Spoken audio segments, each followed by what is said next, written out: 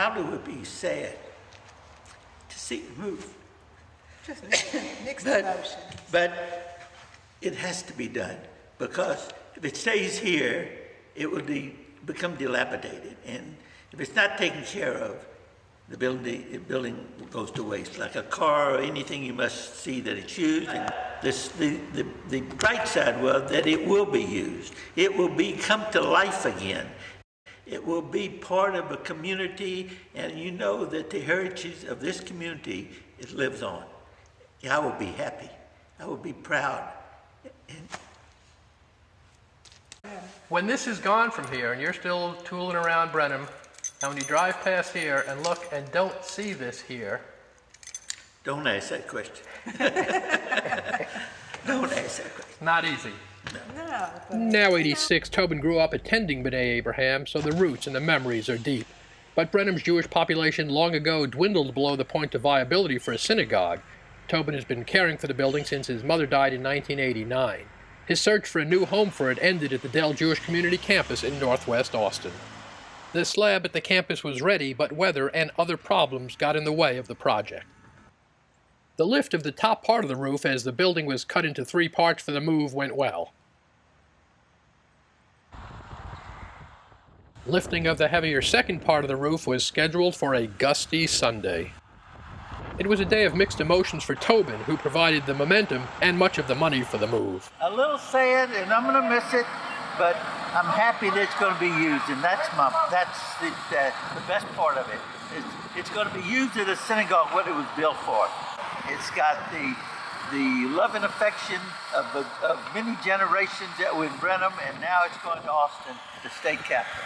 Been a little hard, a lot of tourists in getting this project done, I guess. Well, listen, God will provide. That was my theme of the whole time. My mother used to say that when she needed to do some fixing, when she was taking care of the synagogue. She used to say, they asked her, how are you going to pay for this? She said, God will provide, don't worry about it. And he said, Miss Tobin, who's going to pay me? She said, I told you, God will provide. Well, I've always thought it just came along work. I said, God will work it out. In preparation for the move, interior walls were added in the open synagogue to make sure the building would remain rigid when the roof was removed.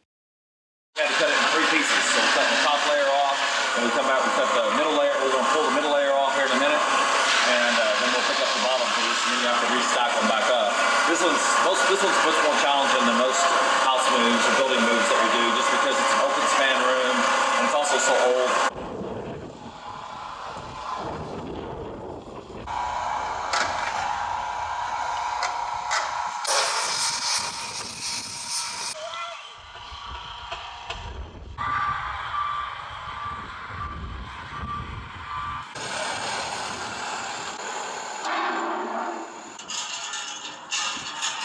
As Tobin and family members waited to watch the 42,000-pound lift, it became clear the gusty wind was going to be an issue.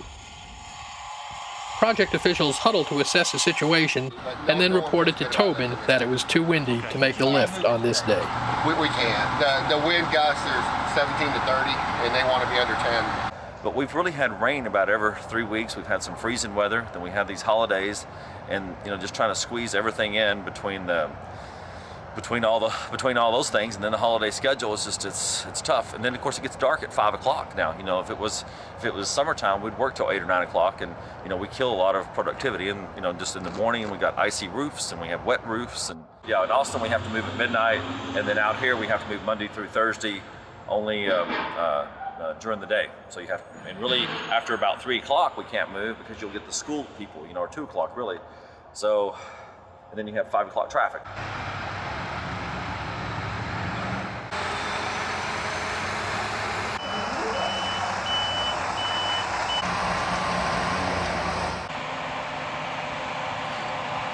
Despite the obstacles, Tobin remained upbeat. So Leon, quick, all the rain, all the wind, is God telling you something here? God says, That's what we said. go forward, it's got to move on. This field is going to be serving the Austin community, but we'll never forget about Brenham. Indeed, the wind was calm, final cuts were made, and the crew was ready to raise the rest of the roof.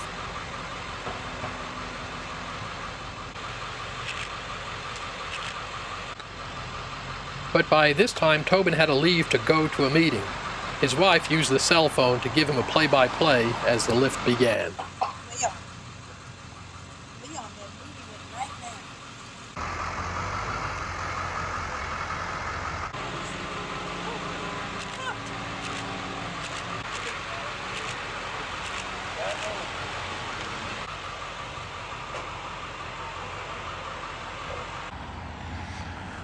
Were you nervous? Not nervous, but What's the feeling as you watch this happen? like I said the other day, it's kind of bittersweet.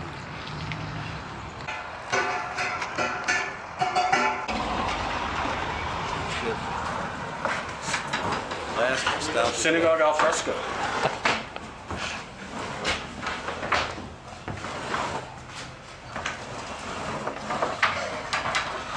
B'nai Abraham was now temporarily topless. That is quite amazing.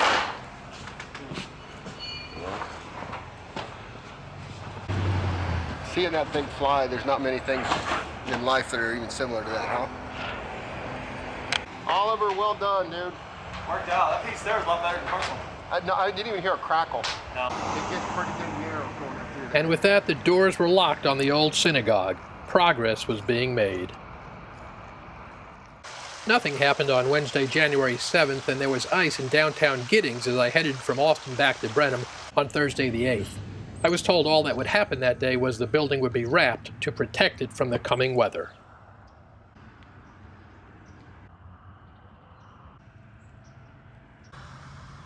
I was surprised when I got a call from Billingsley telling me he was heading to Brenham to haul the top part of the roof to Austin. And he wanted to talk about the growing rift among some of the people involved in the project. I've gone back and demanded money, and they've now have come back and said, if you can deliver the 3 pieces, we'll give you $20,000. But I've already spent $38,000. True to his word, Billingsley got the top part of the roof rigged up and ready to roll to Austin.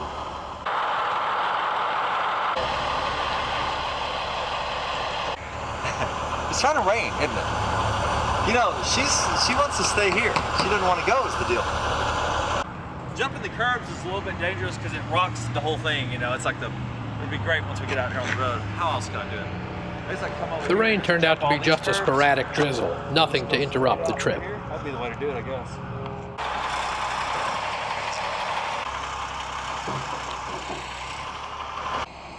A last measurement and they'd be ready to hit the road. The whole rig had to be under 15 feet to fit under overpasses. Read your measurement The on rig deal. exceeded that by 3 inches. 15.3, man, that's amazing.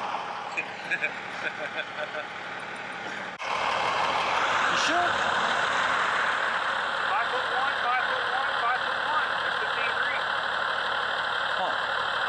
Well, the bridges are 15.0. Interesting. It's 15.3. That really is the height. Huh. Your measurement's amazing.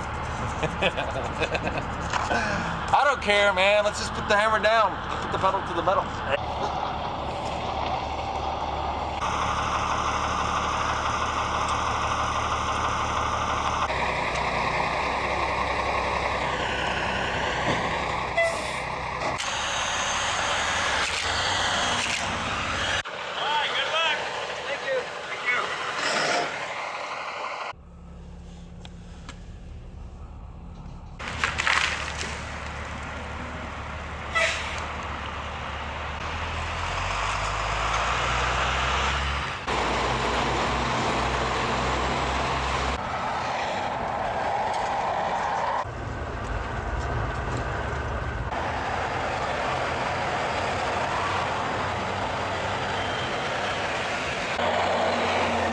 There was no problem at the first overpass.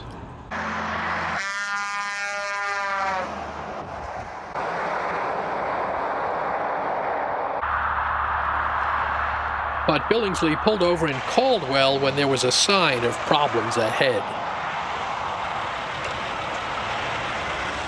What's the height on the bridge? 1411. There's a little street right there before we turn on. The road's a little bit narrow, but it turns and it goes over the railroad tracks. And then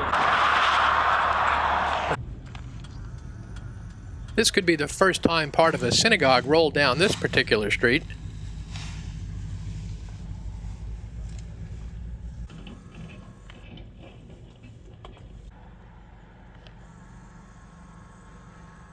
Now what? Oh, no, we just lost one of our flags.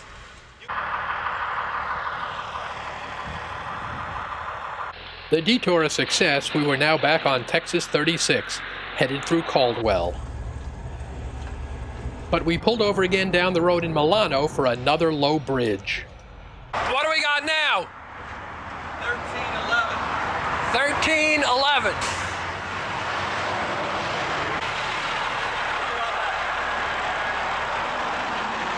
That other white pickup up ahead becomes part of the story here.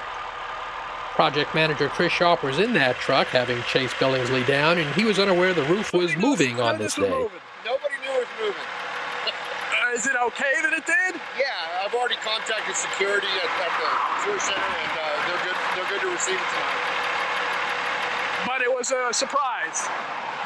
It was for our schedule, but we hadn't been able to get in touch with them.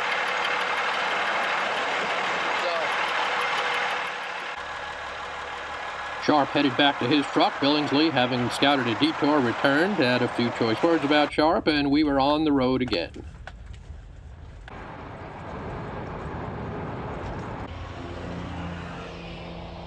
But Billingsley pulled over in Rockdale, where US 79 and 77 come together. He brought the rig to a halt. Billingsley and Sharp approached each other, and I thought it was time to give the boys some private time, so I kept my distance. It didn't seem to go too well.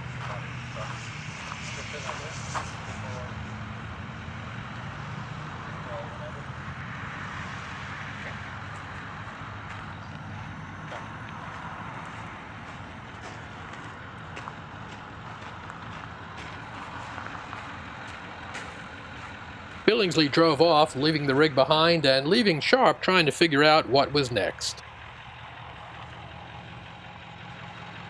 You know, we're 25 miles from the city of Austin, so I don't know why this is the parking spot.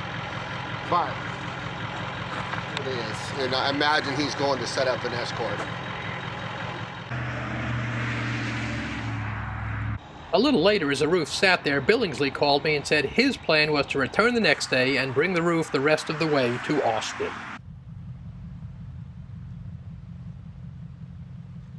On the morning of Friday, January 9th, the roof was still in Rockdale, having been guarded overnight by a local young man that Sharp's son knew.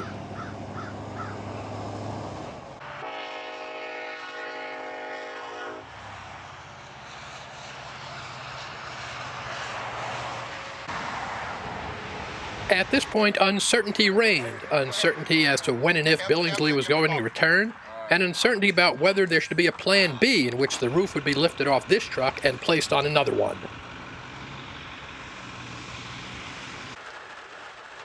And as predicted, the rain resumed. It became obvious the roof wasn't going anywhere that day, so I headed back to Brenham to check on the roofless synagogue. Yeah. Shabbat Shalom. Shabbat Shalom. What are you doing here today? I just came back over to see. Oh, God, they're not doing what I want them to do. What's going on? I want them to put a thing to water to run off the sides. Otherwise, it's going to collect in the middle and break a hole and it'll flood the damn thing. It should be in Austin already, protected. The top of the roof went yesterday, and it's sitting in Rockdale now. Are you aware of what's going on with that? I was aware it was there last night, but I thought today it would be in Austin already. Now, it looks like it's just going to sit there because of the weather and ongoing disagreements between the contractor and the subcontractor. I'm sorry to hear that. I'm just very disappointed in that. I thought this thing would go more smoothly, and I was hoping that this building would be there, it would be protected in Austin, and we'd be moving along. But it'll get done. It'll get done. You know why? Because God will provide. God will provide. You've got it down right now. Ken, you're all right.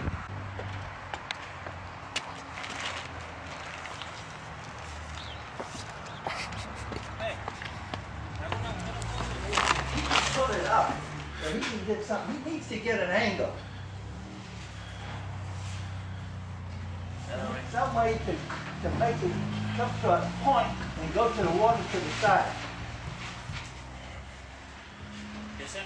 You need it some way that you get a point that the water goes to the side. Otherwise, the water will push to the middle and break it, and you're going to flood this place. Now you got it. Now you got it.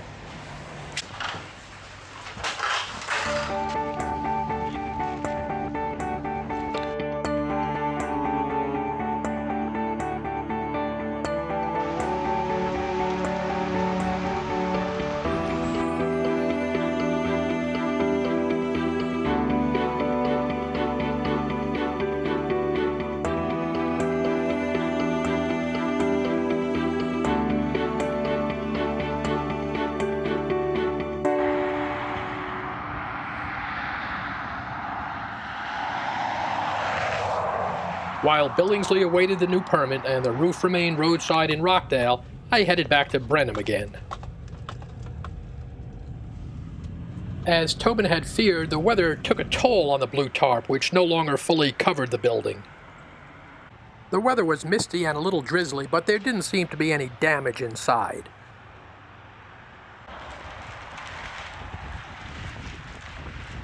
The new permit was issued too late in the day for the roof to be moved, so it spent a seventh night in Rockdale.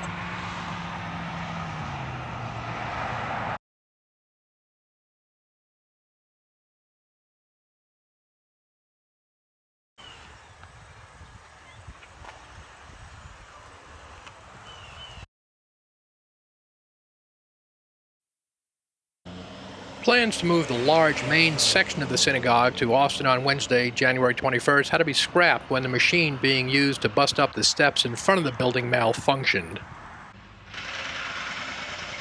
So the main task for this day turned out being the placement of the large steel beams that would help carry the building to Austin.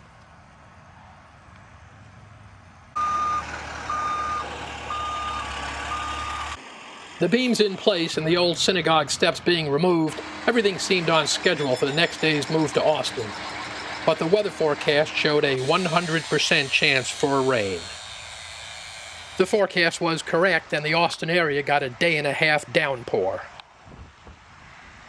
But after the weekend, the rains held off and the ground dried up enough for the move of the main part of the synagogue to Austin. Tobin, battling sinus problems and other issues that had him under the weather, kept his distance as he prepared to watch the old synagogue leave town. Everyone's all on the same page now. Everybody's happy. We got it all kind of worked out. What the heck with it? We decided we're just gonna go do it.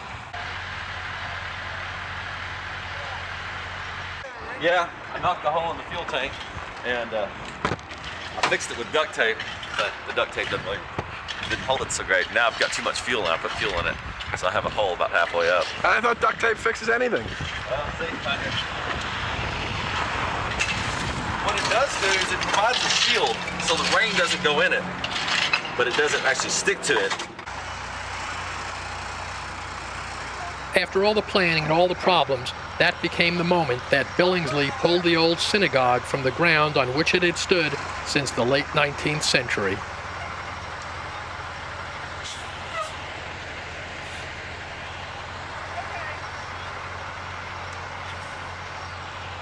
I'll be sad, but I know it's going to be used, and that's what I was. You're going up. Yeah. This right here. So it's going to work out, and I'll see you whenever we get this thing back together. But good luck. Thank you.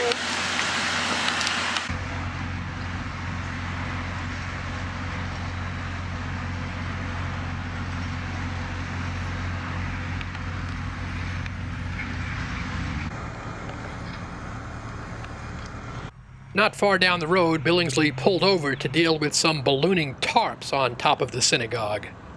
Hey, you see how muddy it is over here? Hope I get out.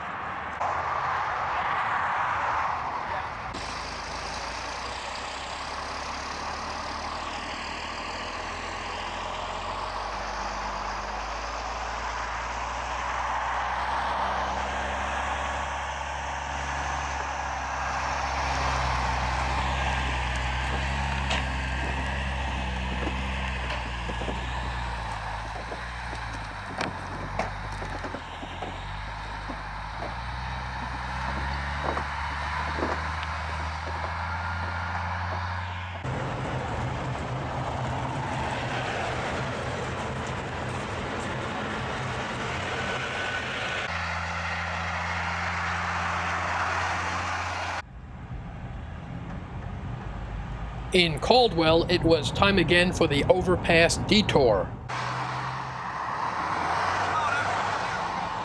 think it'll make it? I don't know. That's an awful short corner up there. Not this one, but the next one. Man, it's short.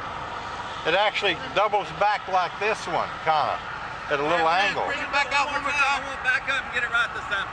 Not far up the county road, a tree on one side and a pole on the other made for the tightest squeeze of the whole trip. Yeah, the tree, we're just in such a big tree limb and get up there and mess with it.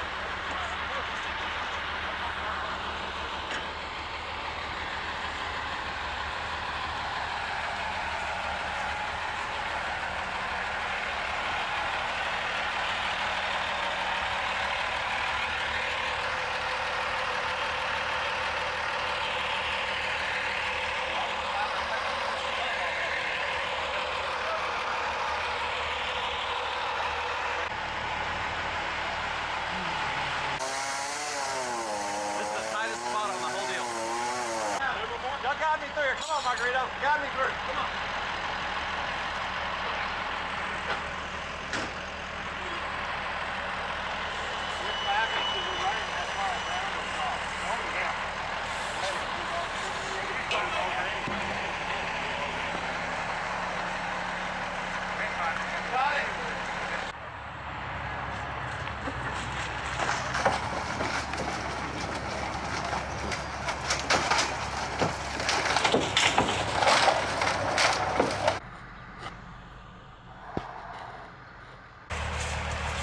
I could back it up.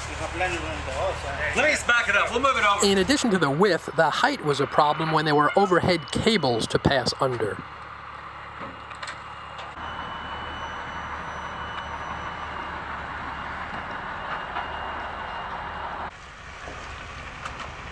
Residents along the detour said it's not unusual to see big rigs rolling down their small street. You get other ones? Because they can't get under the underpass.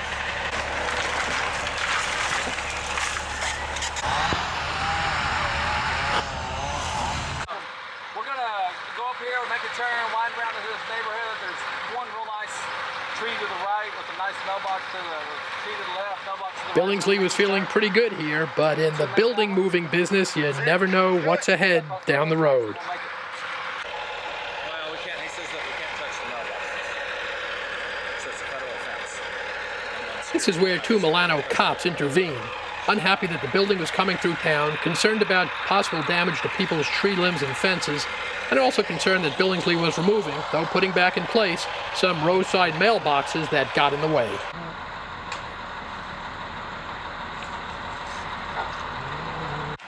So the Milano police were pretty serious about touching mailboxes? Yeah, they said that it's part of Homeland Security. If you touch a mailbox, then it's a federal crime. I can be held under federal charges if I were to pull that mailbox up. Even if I put it back in the same home it came out of, it's still a federal crime. They're serious. Well, he basically told me that, and then he told me I couldn't come through the town, but I'm permitted to come through the town. And they don't really have an ordinance that prohibits it coming through the town. But So is he going to try to stop you if you go any further? no, he said since there is no ordinance prohibiting me to come, and I am permitted to come through here, he guesses he's going to go ahead and let me come on through.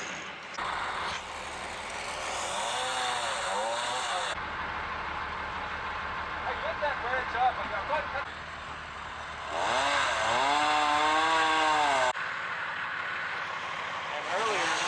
Here's the local officer on the phone explaining to somebody that Billingsley was taking out mailboxes, though putting them back in place. They put them back, but it's still a felony. We haven't had any blown out tires. I have not blown up the engine. I have not shook the transmission, blown the clutch out of it. We're not I've not done- hit any mailboxes. How many mailboxes have I passed? We're not done yet. We're not done yet. I know. I've cleared 100, 200 mailboxes by inches. But nobody gives you like an award for all the ones you missed. Now you hit one.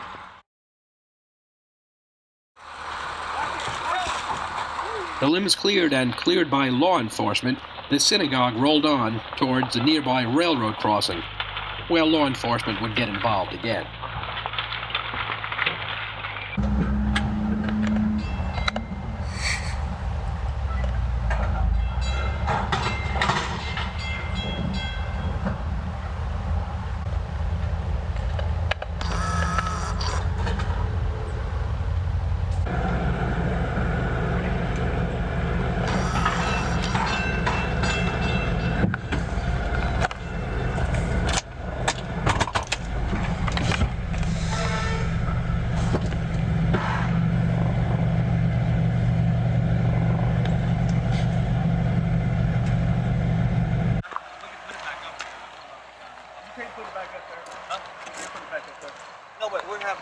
the railroad coming to put it up there. Oh, yeah. Yeah, I got it. I said, no, I can put it up there. We're not going to. We're going to have the railroad come and do it. We usually call the railroad to work on the railroad equipment. Yeah, I'll work for the railroad. Okay. Jesus. Have you enjoyed your stay in Milano? Oh, yeah, it's just, it's been an adventure. It's colorful. Are they holding you here now? They've now determined this is an accident, so now I have to go through a full accident report. The accident being the damage to the crossing. That's it. Makes me sick. It won't quit. Just won't quit. Oh, brother.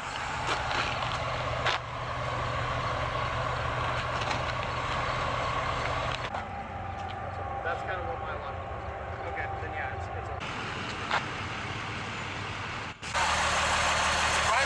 Here is where Billingsley and the officer worked out an agreement in which Billingsley would get with the railroad to see if the railroad wanted this officially investigated as an accident. So here's what's going to happen.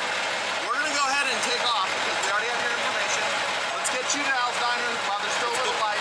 Put this thing to bed. Come back and then exactly. Okay? Let's do it.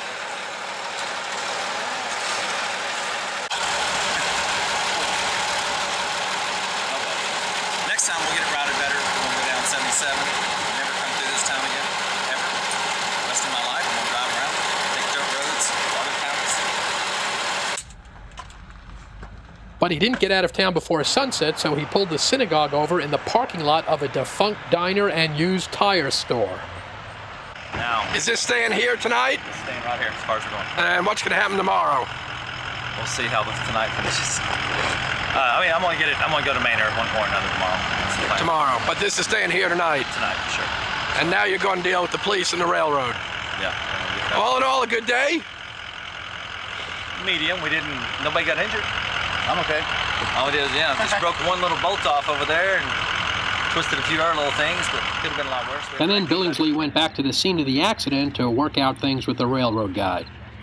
Things got worked out well enough to get back on the road the next day. I wanted to sit it down. I wanted to talk to you guys about what it is. I guess I'd call in that number, and then that is this like show me the code number on this website. Make sure it's 848. Okay, if you 8.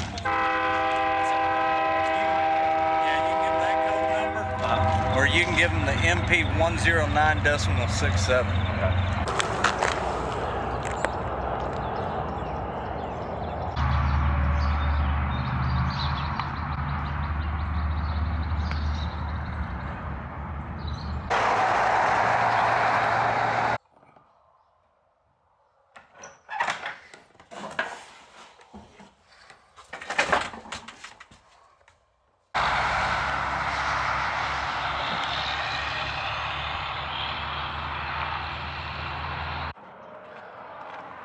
What's broken? Nothing. I was just checking the oil. We're a little bit low. No big deal. So what's the plan today? Plan to get to Maynard, and then which is another almost as far as we're going. And then tonight at about 10:30, 11 o'clock, we're going to move from Maynard to the campus. If we make it to Maynard. Why wouldn't we make it? Are the Milano cops still chasing you? We're still in Milano. There's no guarantees, and then Rockdale is really small. We got a real problem with Rockdale. It's about 3 lanes wide, and there's telephone poles down both sides. And so if an 18-wheeler comes over the top of the hill, he can't pull over and let me by. There's no room, so we're gonna have to shut that whole town down.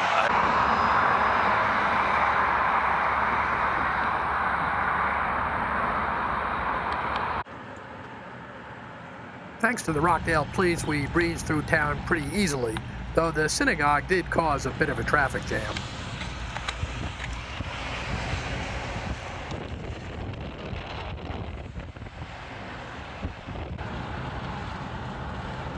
Billingsley pulled over on US 79 just outside of Thorndale.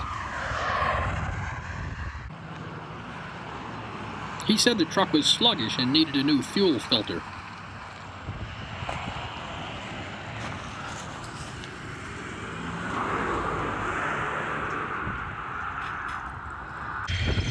Oh man, which way? It's everywhere. I like it in my Jordan. At this point, it was determined what was needed was something not generally associated with a synagogue. I think we could just do a big old cross over that. If you get it wider, clean it wider, we'll just make a big old cross on it.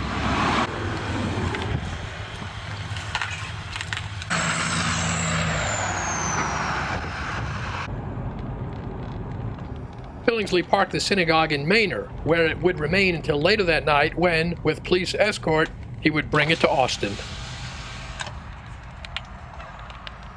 The police are going to be here at 11 o'clock, and we're going to freaking roll out of here at 10:59.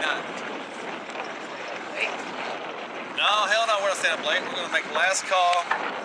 Mercury's playing over Continental. We're going to make last call.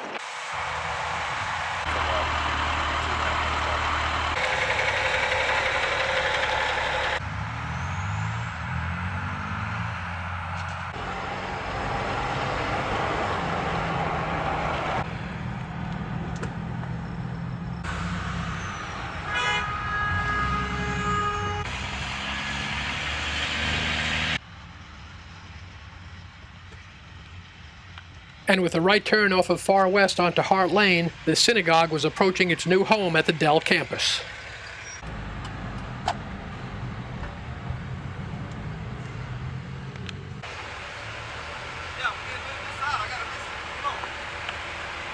It was a minute or so before midnight. Who knew it would be another 3.5 hours before we were done? Tree limbs and other obstacles made navigating the synagogue to where it had to be quite challenging.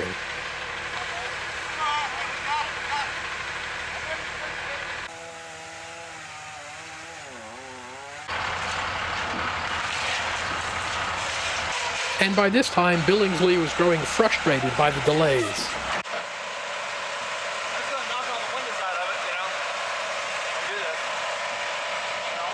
At some point, Billingsley was nowhere to be found as the path was cleared for the synagogue.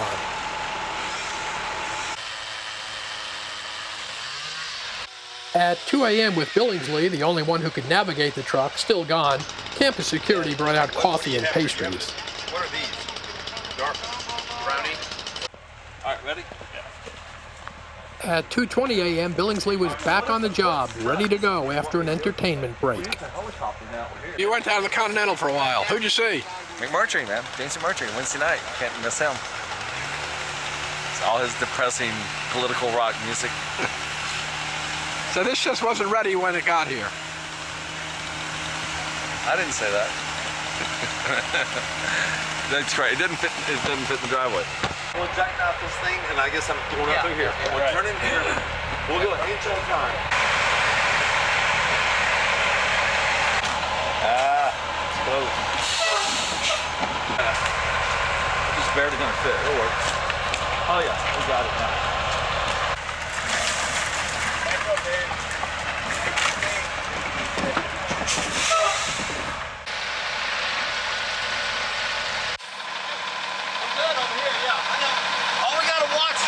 Don't worry about everything else. Right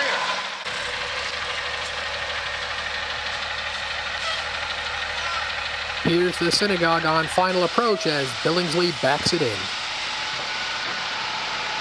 You ever try to back a synagogue into a parking place?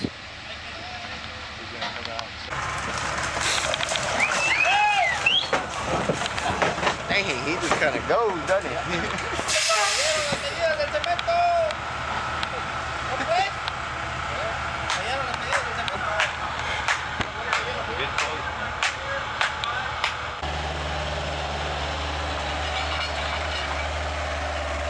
Two of the three parts were now in Austin. The third remained in Brenham.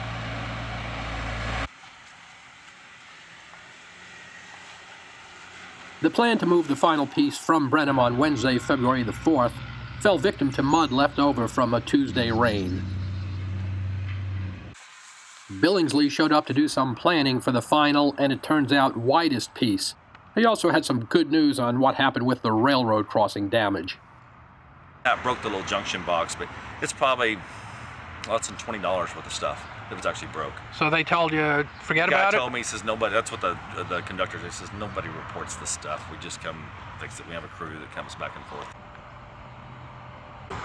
never should move a house in the mud because you can't pull over on the side of the road. Like we were almost stuck with the other piece, and it had already been dry. It had quit raining 4 days before, and we had sunshine and wind.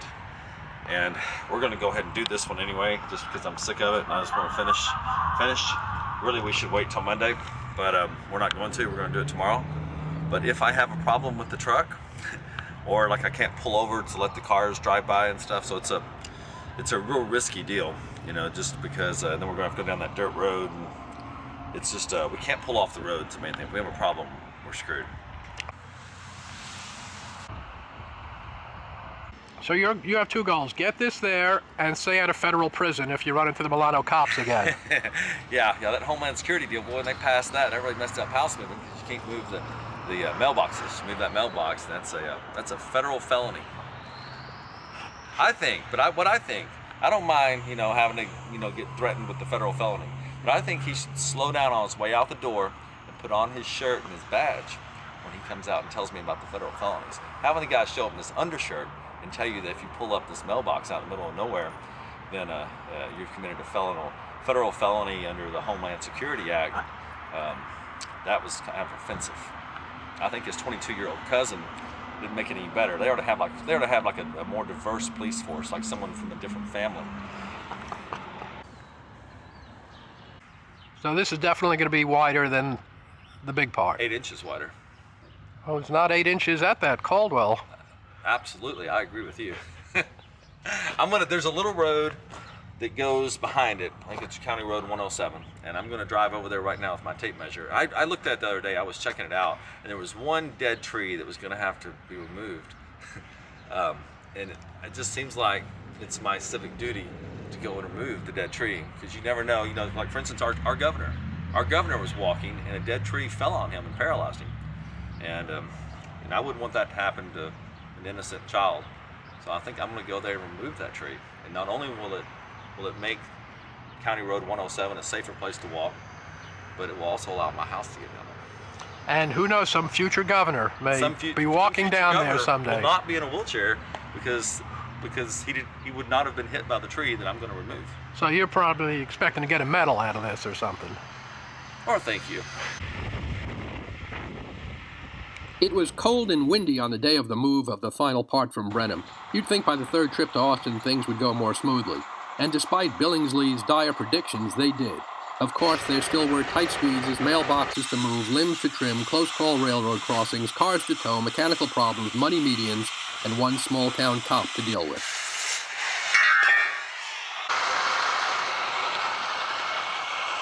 And as Billingsley pulled away, there was little to nothing left where there had been a synagogue in Brenham, Texas since 1893 at 302 North Park Street. Things went pretty well, and Billingsley pulled over just once to let some stacked-up traffic get by, and then we got to Somerville, Texas. I mean, we have an issue. I mean, at every turn. Are you kidding? I mean, yeah. No, we didn't have any regs or anything. We had a permit for that one. We were stopped in Milano. But Billingsley explained what was going on. The local cop checked the permits. All was in order. All was well.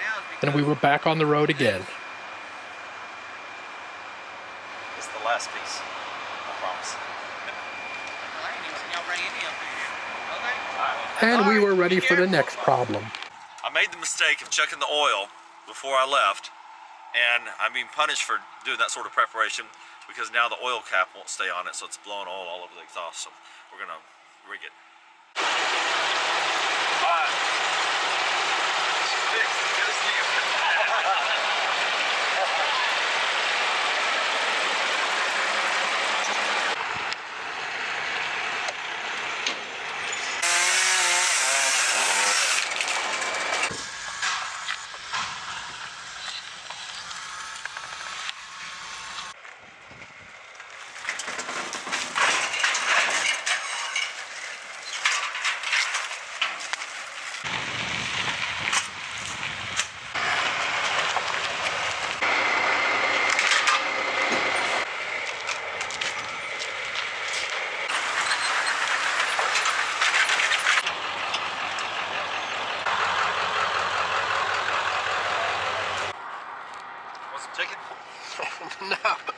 This is the railroad's revenge here, you know.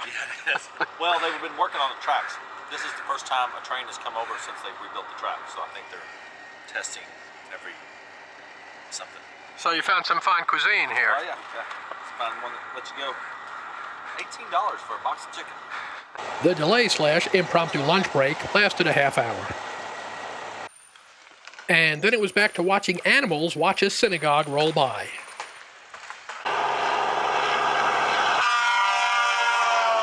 Things went smoothly from there, and Billingsley rolled the rig to Manor, where it would await the late-night final move to the campus. At 11:20 that night, Part 3 of the old synagogue from Brenham rolled from Manor for the final leg of its trip to Austin.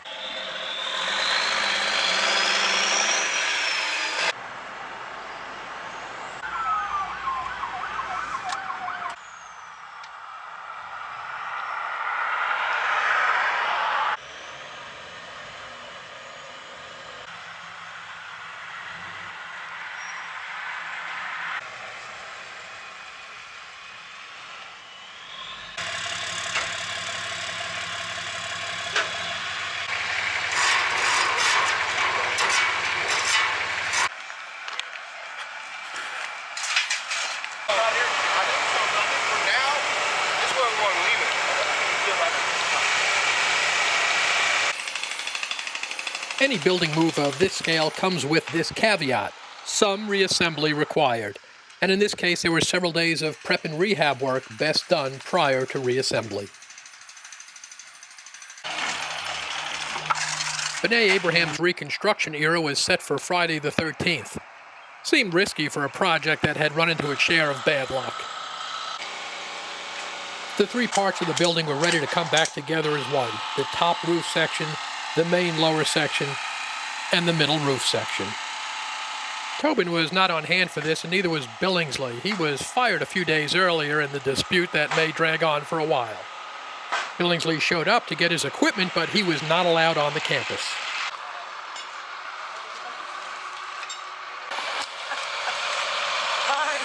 that not just a site? Now tell me, have you ever seen anything like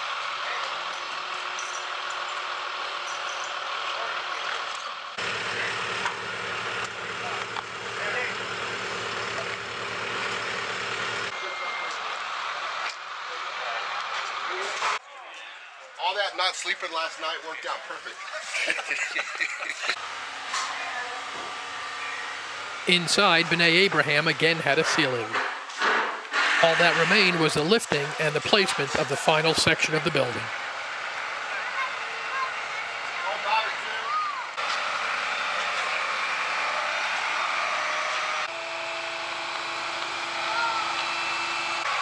Oh, they got to spin it around?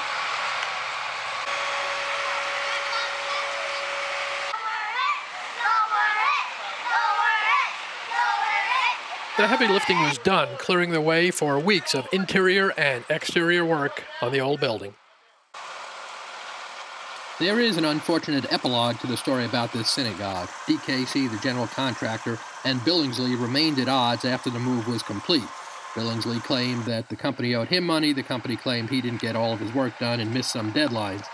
A week after the move was completed, Billingsley finally returned to the campus and was allowed to retrieve his equipment. He filed a lawsuit not long after that. The work continued for several months, and by early June, much had been accomplished. Former area resident Tom Shifor, now living in Israel, returned to Central Texas to lovingly do a lot of the fine detail work in the synagogue. Old the stuff is, but it's old. And these are all handmade. This is all handmade before they had really power tools. We found old fulfilling outfit that, who knows, they found a receipt from a donation to the Jerusalem Soup Kitchen in 1935. This is almost like a time capsule, a Jewish time capsule of Texas Jewish history. I've worked on so many old buildings, and once people move out of the buildings, they start to literally die. And Leanne was able to keep this alive, and now it's brought back here and will be totally resurrected, basically, and there'll be people using it. There'll be a minion in here using it, an Orthodox minion.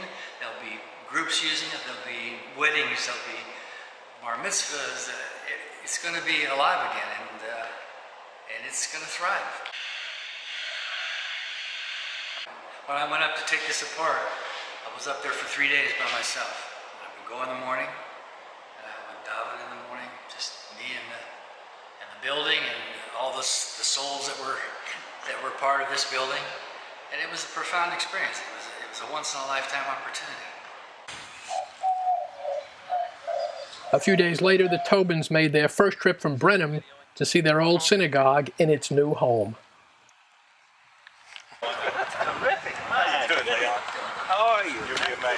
Not finished, but it's almost finished. It's terrific. I'm telling you, it got young here in Austin.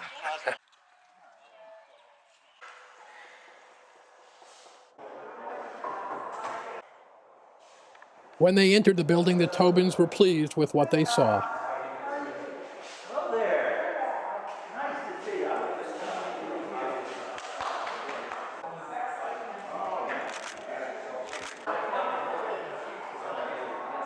Thank God that it's here and it's about to start to be used as a shul, and it's been a long wait, but after a building's been in storage, say, for 40 years, and to come back, it's amazing, amazing. Is it what you dreamed of? Well, it's maybe more. I never expected a location like this. I never expected to be in a gated community. I didn't think the enthusiasm from a group that's really taken over and wants it and likes it, and so many people want to use it. That makes me happy.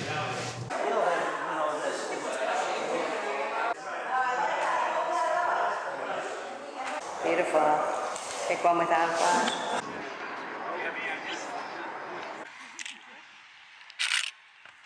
This is going to be a showplace for the whole United States to see a synagogue like this. It's got a little age, it's got a little experience, it knows what it's all about, and it's going to have people that care, and that's important. The dedication ceremony was on a Texas hot summer Sunday morning. It had everything you want at a Jewish event: klezmer music, a good crowd, and a fundraising pitch. Although more than 90% of the funds for the relocation of B'nai Abraham have been received, we still need to raise the last 10% to complete this miracle. Shortly after that, the Tobins participated in the ribbon-cutting ceremony and then accepted mazel tovs from the folks on hand.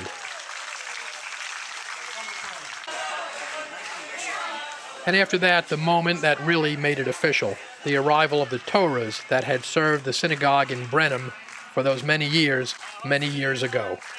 The procession was led by Rabbi Daniel Milner, whose congregation Tiferet Israel will be housed in the synagogue and will have its services there. Other Jewish organizations also will use the building.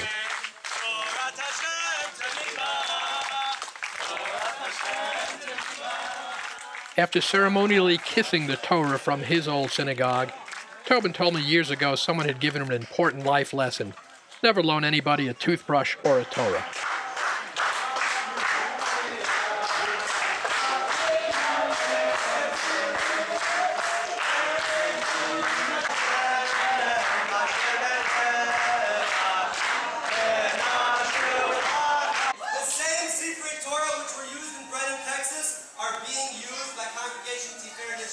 Every Monday, every Thursday, every Shabbos, every Yom Tov. We are reading from the same exact block, showing that in an unbreakable link between generations of Jews living in the great state of Texas. L'dor v'dor. Many Jewish prayers include the phrase L'dor v'dor, from generation to generation. Despite all the time, all the trouble, and all the tsuris, that's what this project was about. One man, with his family's support, becoming the generation that linked past generations with present and future generations.